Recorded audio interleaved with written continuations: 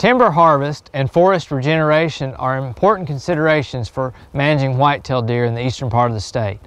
There's two basic ways to approach it. We can do an even-aged harvest, or an even-aged management, or an uneven-aged. Both of these can work for whitetail depending on how they're applied. Now, an even age is basically a forest stand where all of the stems, all the biomass is the same age. It regenerated at the same time.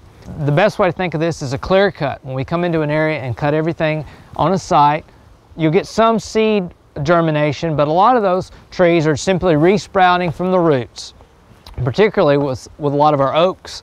And so what you'll end up with is all of the stems are virtually the same age. And we also see this a lot in commercial pine production, where we have loblolly pine and they're all planted at the same time and all harvested at the same time.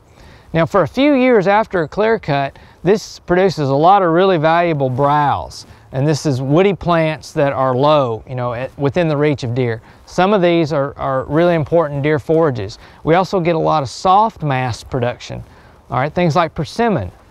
But over time, these clear cuts grow out of the reach of deer and the productivity is a little limited. And before those oaks start to produce hard mass again, there might be a period where it's not quite as productive for whitetail. So if you're going to do even age stand management, the important consideration is to not treat vast areas at once, or not harvest vast areas at once, but try to do blocks, maybe 20 acres, 100 acres, or 200 acres, somewhere in that range.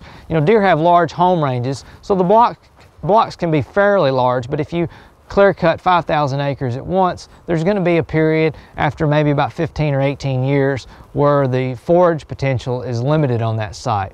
Now, the other type of management is uneven age stand management.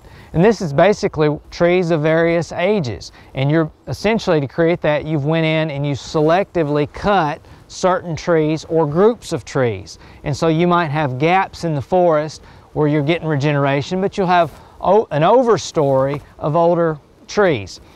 This is kind of a good hedge because you have some browse production, some soft mass production, and herbaceous production, but you also have retained hard mass producing trees like oaks. The thing you need to be careful about if you do a selective cut like this is to make sure you don't high grade your timber. Not only will this be detrimental to wildlife, but it'll be detrimental to the timber value if you're trying to market this timber down the road.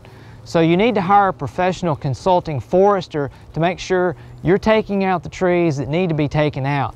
Just taking out all the large trees is not necessarily going to yield a good forest down the road, because a lot of these smaller diameter trees could be the same age. They're just stunted. So don't assume that age is always related to the size of tree. And a forester can help you make those determinations so that your land is productive for wildlife and also productive for timber production.